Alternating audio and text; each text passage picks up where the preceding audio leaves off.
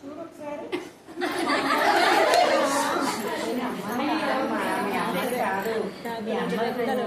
రెండు కాళ్ళు ఉంటాయి, రెక్కలు ఉంటాయి.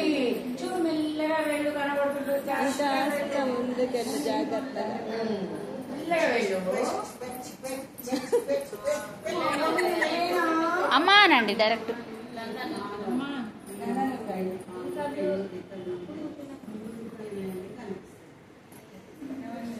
డైరెక్ట్ అమ్మ అమ్మ అమ్మ.